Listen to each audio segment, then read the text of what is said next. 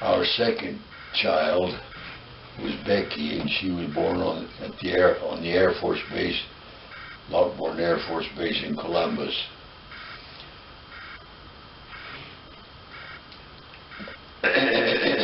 Excuse me.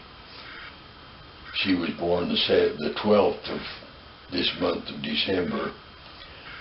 I was released from my commitment to the Air Force in September of the following year, 54 in essence. And so we drove back to Provo. Actually, I had started university at the first year at the University of Utah, second year here at the BYU. So I hadn't finished a bachelor's degree, so we came back here for that. I might comment that on our way back, we visited what I would call readily available church history sites. Anyway, when we got back here, I did start school, and then the twins were born here in Provo. Got my bachelor's about 10 years after I had started at the University of Utah. At any rate, by then we had 4 children. Wow. And my degree was in teaching, and I knew that teachers didn't make a whole lot of money. And by then I had started working at the bookstore. And that gave me the opportunity to take classes after work in the evening. And I started that, and I did it for, I'll say about a year. I don't remember the timing.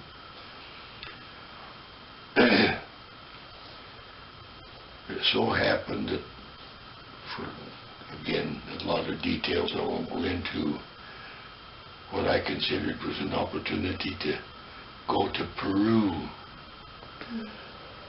work for a mining company. And so I did that. And as you know, your dad and Aunt Lucille were born down there while we were there. We were there for 4 years. It was a great experience, primarily because there were enough of us that with our contribution and the company's contribution, which they did, the building company and the church, we built a nice little chapel. It's relatively small, but totally chapel in every respect, cultural hall, and classrooms, and so forth. At any rate, given that circumstance, we had a real fine experience down there. I felt that for the children's sake, we ought to come back. When on my way back, we went through Mexico City, and at that time, Uncle Dan was living there, and the church at that time had started to build elementary schools in Mexico. And he asked me if I would be one of the supervisors. He was the superintendent. He had 2 other supervisors. Asked me if I would be one of them. I came out. I started the first year of MBA, and since he wanted or needed me, I cut that short and went to work for the schools, starting out in Monterey. Mm-hmm. And that's where our last one was born, and Evelyn was born in Monterey. Mm-hmm. And so I worked for the church schools about 7 years. I worked for the church schools for about 6 or 7 years. And at that time there was a tendency for the church to establish schools in other countries, as in Chile is one that comes to mind. I had thought and hoped, in a sense, that if I moved back here to this area, that I would be able to qualify myself to become a long distance, so to speak, supervisor of these various schools. Mm-hmm. But as it turned out, the church apparently made another study or more studies and realized that their best education dollar was seminaries and institutes, and so they cut back on what I'll call daily schools. Mm-hmm. So even though I was qualified in a measure to work with public schools,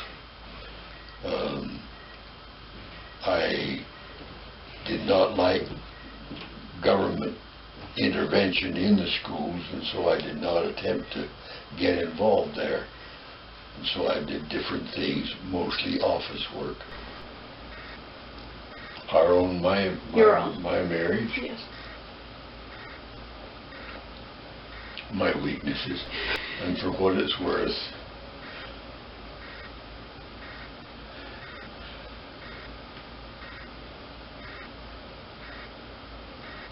my sins of omission have concerned me and do concern me more than my sins of commission, even though I still have problems with commissions. I used to tell Grandma, I'm such a slow reader. I was and am. I subconsciously pronounce every word. Mm-hmm. I'm such a slow reader that I can't afford to waste my time on fiction. As much as possible, I like to read the truth. She apparently had wanted to become a nurse. And this is still during the Second War, and she had applied for training under a government plan, but it so happened that she was just a little bit too young for that program. Anyway, she and her sister Lucille, after her folks had moved back to Chihuahua, they lived together and until Lucille went on her mission. But in the meantime, Mother had worked and saved money and was able to start her nursing program on her own at the St. Mark's Hospital. And as I recall it, it was in about the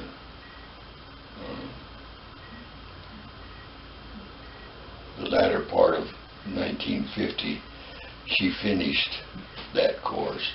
And so she was working there at the time that, up until the time that we got married. In our time in Peru and in Mexico, she did not obviously work as a nurse.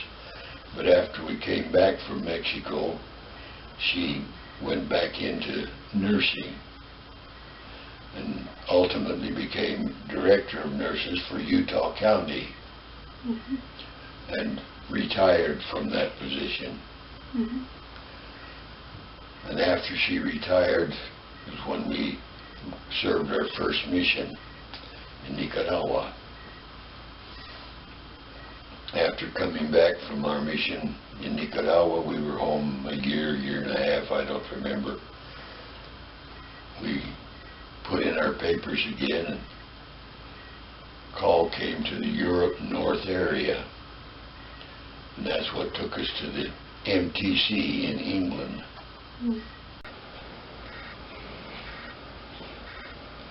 If you're wondering if it was a burden or something like that,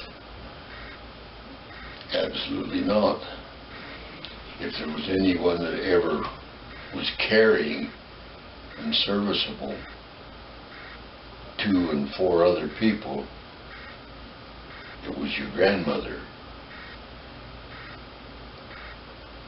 And it was only, in a sense, a blessing to try and make her as comfortable as I could. And so far as I know, I was able to prevent her getting bed sores, and I don't know as she had any other major concerns. I normally say that the first requisite is a firm testimony of Heavenly Father's plan of happiness. And you not only have to have a firm testimony, but you have to be striving to practice the truths of that plan as you best know them, and continue to learn them. And as you do, that constitutes integrity.